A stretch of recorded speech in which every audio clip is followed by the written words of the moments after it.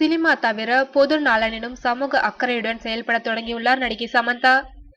இவர் இணைந்து பணியாற்றி வரும் பிரதிலுஷா பவுண்டேஷன் மூலம் பல்வேறு உதவிகளை செய்து வருகின்றார். சமீபத்தில் சென்னையில் ஏற்பட்ட பெரும் வெள்ள சேதத்தால் துடித்து போன சமந்தா தெலுங்கு திரையுலகினருடன் சேர்ந்து வெள்ள நிவாரணப் பொருட்களை சேகரித்து அனுப்பியிருந்தார். வெள்ள நிவாரண நிதியாக ரூபாய் 30 லட்சம் வழங்கி பிரபல நாயகர்களையே திகைக்க வைத்தார்.